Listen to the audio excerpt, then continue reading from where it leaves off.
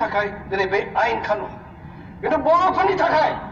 बे आयेन कानुना कुनु दिना सोलिफैयाखै बे आयेना दिनै नांफैयाखै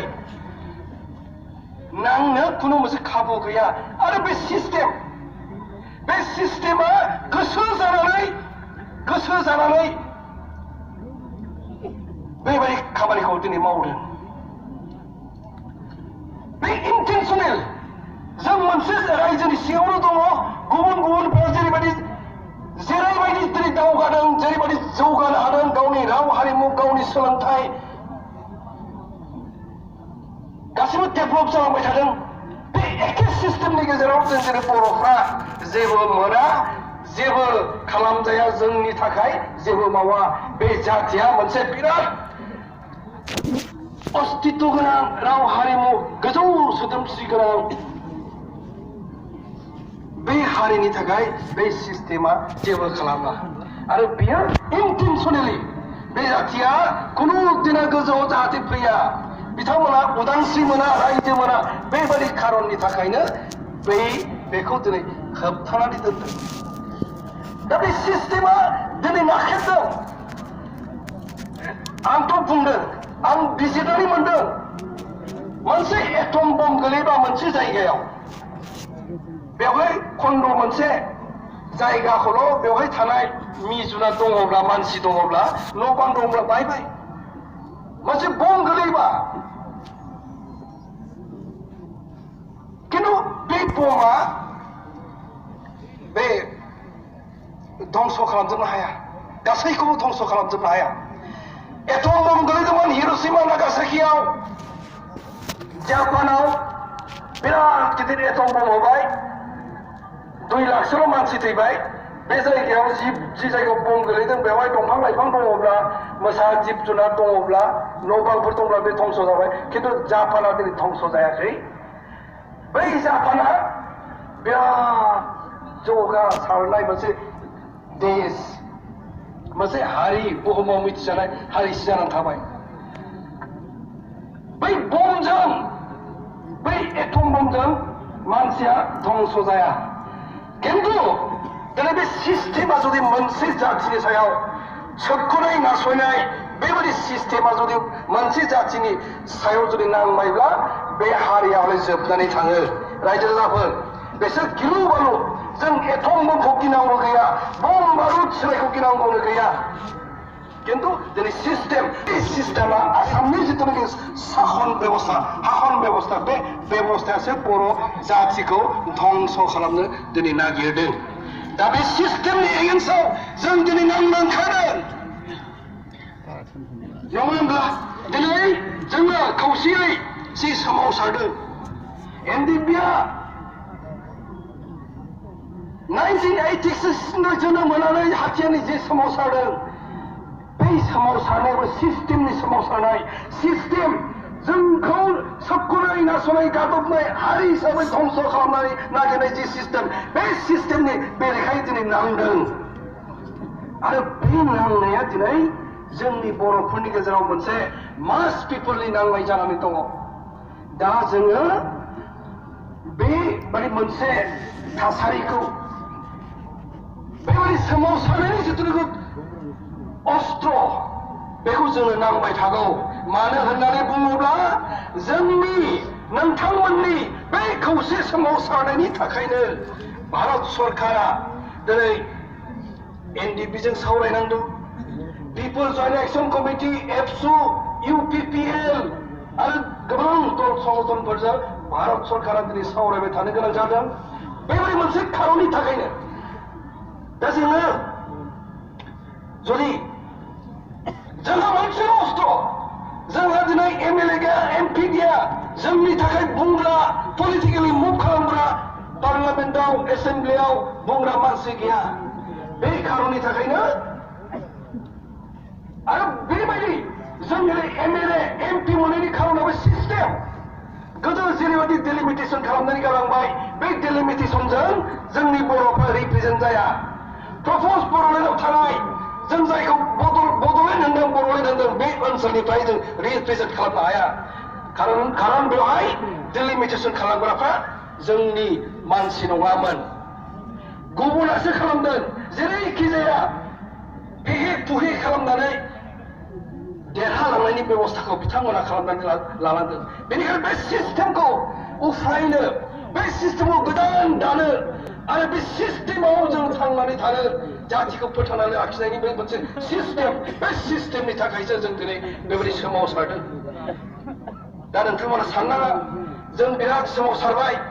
बिराद जों दुखु खस्थ' खालामबाय मानसि थैबाय सेक्रिफाइस खालामबाय 5,000 मानसि थैबाय 20,000 मानसिया दिनै जेराव थानानै सोरबा पंगु जाबाय सोरबा लेंग्रा खामानि मावनो हायासै ओरैनो जेरै जिउखौल' खांनानै फोथांनानै लाखिनानै दोनबाय थादों। बेबायदि जों दिनै खालामबाय जाबाय जों जेबो मोननाय नंला जेबो जानाय नङा जोंहा बे जातिया जेबो गैला होननानै साननाङा। बे जातिया दिनै सोमावसारनानै जों भारत सरकारजों रायलायगासिनो दं रायलायनायाबो जोङो दिनै पलिटिकेल लेभेलाव सावरायनाय लोगो लोगो जोंनि जिथुनाखि इस्यु बे इस्युआ मोनसे लेभेलाव पलिटिकेलि सावरायनाय जानाय लोगो लोगो मोनसे लेभेलाव सौहैखानानै दङ। दा जोंहा समनि बाथ्रा जानानै दङ। भारत सरकारा गोबां बाथ्रा नायो बिथांमोना रायलायबाय थागोन होननानै बुंदों खिन्थु खेबसे रायलायनायनि उनाव मास मोननै मोनथामनि उनावबो जोंखौ लेंहरनो हायो बेबायदि अबस्था जायो। एनडिपिजोंबो दाखालि 25 जुनाव रायलायदोंमोन एबि माथुर बिथांजों रायलायदों आरो बिनि उनाव जुलाइ मासाव 5 जुलाइआव इउनाइटेड मुभमेन्ट इन द दुलाराय बर' फरायसा आफाद पिपल्स इलेक्शन कमिटि आरो इउपिपिएलनि गोबां दैदेनगिरिफ्रा दिनै रायलायदों। मास मोनथामसो बारनानै थांबाय खिन्थु दिनै बिथांमोना रायलायफिननायनि बाथ्राखौ दिनै बिथांमोना खालामनो हायाखै। दा दिनै बे इन्डिया भारतनि सिङाव जोंनि डिमान्डआ बेनो जे जोंथ' मिथियो जोंथ' जाम्बा नङा कनस्टिटिउसना जोंनो होखाना दोनदों आरो बेबायदि रोखोमैनो भारतनि सिङाव गोबां रायजो जानानै थांबाय। बेबायदि रायजोखौ जोंनोबो नांगौ बर'फोरनोबो रायजो सृष्टि खालामनानै होनांगौ बे बाथ्राखौ जों बुंनो बे बाथ्राखौ जोंनि भारत सरकारनि सिगाङाव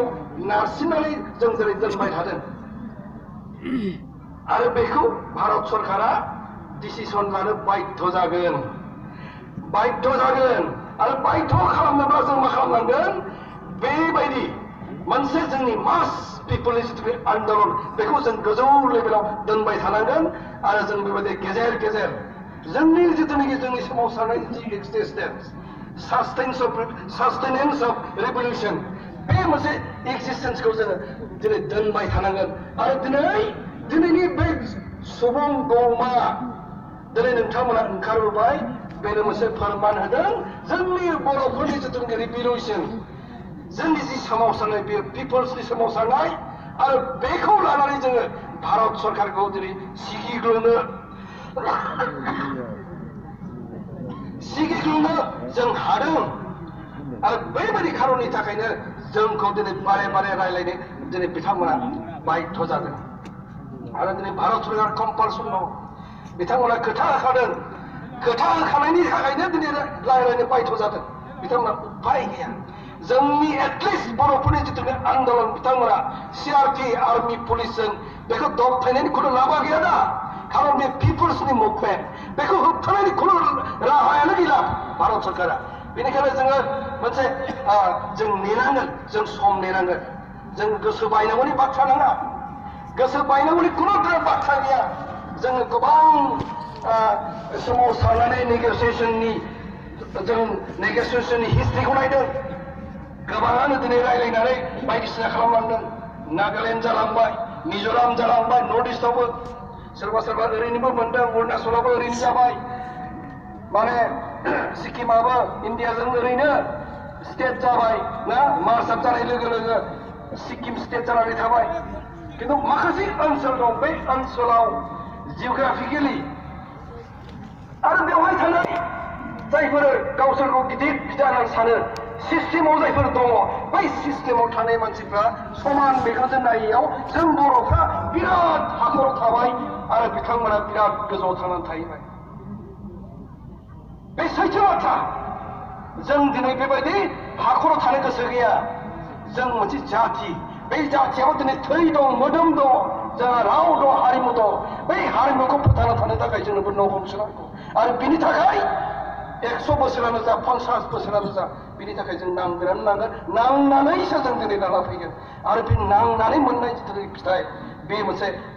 गोदै जागोन खिन्थु जि बर'फ्रा दिनै जों मिथिदों जि सेक्रिफाइस खालामबाय बोसोरजों बोसोर जों हिस्ट्रिखौ नायोब्ला दिनै 50 बोसोरनि बारा जाबाय ब्रिटिशनिफ्राय नांनायखौ आरम्भ खालामोबा दिनै 88 बोसोर जाबोबाय बर'फ्रा सेक्रिफाइस खालामनाय बिनि उनाव जुदि रायजो मोनोब्ला बर'फ्रा ओरैबायदि मोनसे सिस्टेम खालामगोन जाय सिस्टेमजों दिनै गासैबो समानै मोनजानाय मोनलोंनाय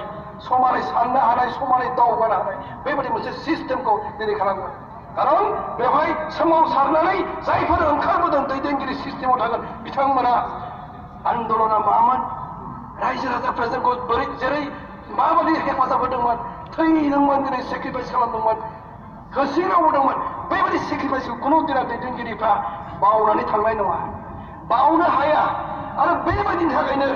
बे सिस्टेमा दिनै मानसिया जौगानो हानाय गाव थांनानै थानो हानाय बेबायदि मोनसे सिस्टेमखौ लानानै फैगोन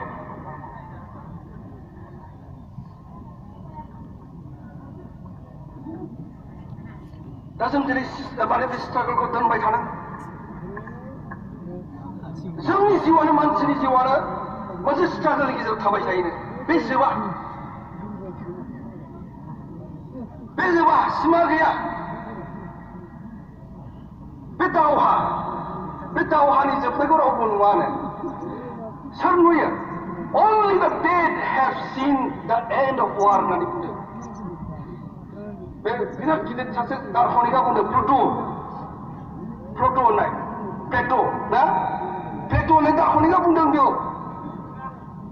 मानसिनि जिउआ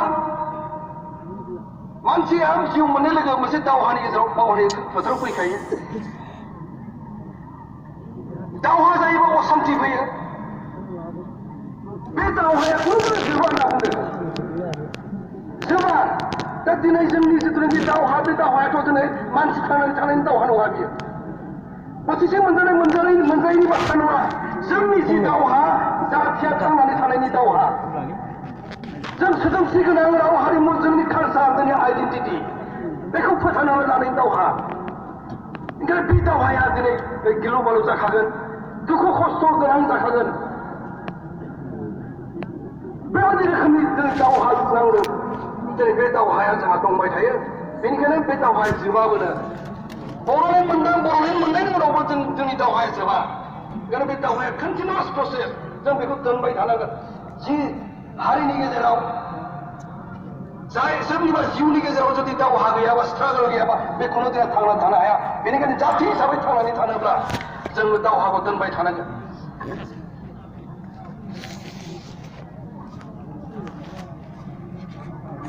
दा जोंथ' सोमावसारबाय थादों सोमावसारनायनि गेजेराव गोबां सिटुएसन फैगोन रायजो राजा बेखौनो गोसोआव लाखियो गोबां सिटुएसन फैबावनो हागौ दा सावरायबाय थादों भारत सरकाराबो जोंखौ सम सम लिंहरो जागोन होननानै बुङो नोंसोरनि डिमान्डआ कनस्टिटिउसन होननानै बुङो खिन्थु दिनै जायाखै पलिसि खालामनो हायाखै जेब्ला भारत सरकारा जोंखौ थगायबाय थागोन रायज्लायनो होननानै लिंहरबाय थायो जेबो जाया जों बिनि जिथुनाखि जोंनि सोमावसारनाय बे सोमावसारनायबो गोजौ थांनो गोनां जानो हागौ बेनि थाखाय जों प्रस्तुत जानांगोन दा जोंनि गेजेराव सोमावसारनाय जाबाय थादों जोंथ' दंखायोआनोसै एनडिपि एबसु जयेन्ट एक्सन कमिटि जोंथ' दंखायोआनोसै जोंनि उनाव आरोबाव माखासे आखायाव हाथियार लानानै सोमावसारना दंबावो बिथांमोननि गेजेरावबो सोरबा हमजादों सोरबा जेराव दाबो दङ बुख्रुब जाबाय थादों फारसेथिं सोमावसारग्राफोरनि जों बर'फ्रा सोमावसारबाय थादों आयेन खानुनाबो जोंनि सायाव गोरानिफ्राय गोरा जाबाय थादों नोंथांमोना निउसाव मोनदों खोमा पेपाराव मोनदों खोमा सानै बर' सेंग्राफोरखौ आसामनि ल'आ फासि होना गिदों साथाम मानसिखौ जाब'जिबन जेल बिथांमोन बे आयेना होनानै दोनबाय फासि होनानै गिदों बै फासि होजाग्राफ्रा सोरमोन बिसोर उदांस्रि नागिरग्रा जातिखौ फोथांनानै गावनि हारिखौ मोजां मोननानै बे जातिया थांनानै थानांगौ गुबुनफोरबायदि उदां जाति हिसाबै थांना थानांगौ बेबायदि साननानै बिथांमोना स्ट्रागल खालामदों बिथांमोनखौ हमनानै दिनै फासि होनायनि बिथांमोना दिनै सिद्धान्त लादों जों बे आसामाव बे नर्थ इस्टआव जों बुंनांगोन गोबां रिभलुसन खालामबाय गोबां आन्डारग्राउन्ड खालामलांबाय सासेबो मानसिखौ दिनै फासि होआखै आलफानि साथामसोखौ जाब'जिबन कारादन्ड होदों खिन्थु फासि बेसिमहालागै खुनु थाङाखै बर'फोरनि सायाव दिनै दाखालिनिफ्राय आरम्भ खिन्थु दिनै बेबादि खालामदों होननानै दिनै नोंथांमोना गिगोन नामा रायजो राजाफोर जोंनि बर'फ्रा अलरेडि 5,000 मानसि थैखांबाय सोरबाया आर्मिनि गुलिजोंनो थैदों सोरबाया पुलिसनि गेजेरजों थैदों सोरबाया गावजों गाव नांलायनायाव थैबाय जों थैबायानो थाखादों आरो मोनसे रिभलुसननि मोनसे दावहा मोनसे स्ट्रागलनि गेजेराव मानसिया थैखायो सेक्रिफाइस खालामनांगौ जायो बेनिखायनो जोङो खुनु गिनायनि बाथ्रा गैया उनफिननायनि बाथ्रा गैया जों सिगांथिं थांबाय जों थांबायानो थानांगोन आरो बेबायदि मोनसे गोसो जों बर' जाथिया खोन्थानो हायोब्ला बे जाथियासो दिनै रायजो मोनगोन गुबुना नङा खिन्थु गिख' गोगोमदा सोरखौबा मावजानो लुबैनाय बे जोंनि खामानि नङा आंनो सानग्रा मानसिफोरनि फोरबायदि थायोब्ला खुनु दिना बर'लेण्ड जानाय नङा दिनै आं फोथायनाय दङ बे फोथायनाय बे देरहासारानो दिनैनि जिथुनाखि मानसिफोरनि जोंनि रेसपन्स जि मोनसे गोसो दिन्थिनानै जि फैदों बेनि खारननि थाखायनो जों दिनै देरहाहैगोन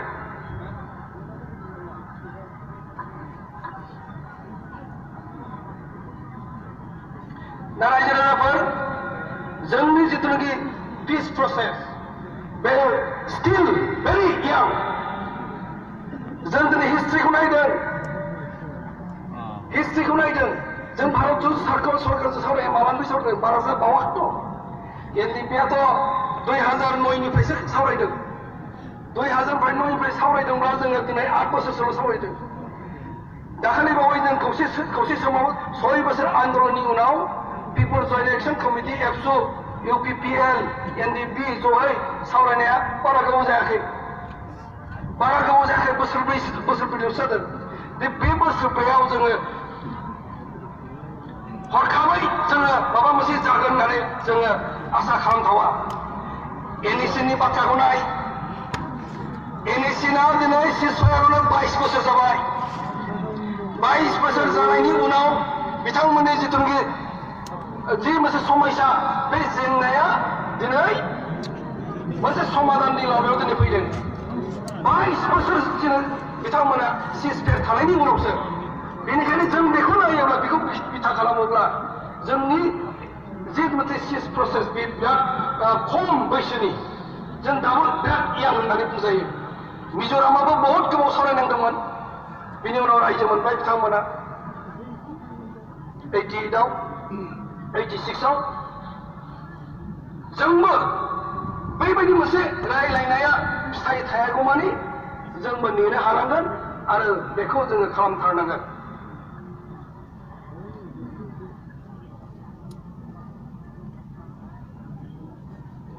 दा दिनैनि बे बेखेव बिबुंथियाव आं बारा समाय लानो सानासै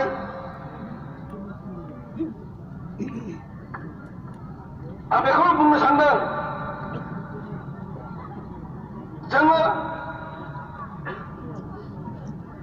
इयुनखौ नाहरदों जोंनि पास्टखौ नाहरदों जोंनि पास्टआ मामोन जे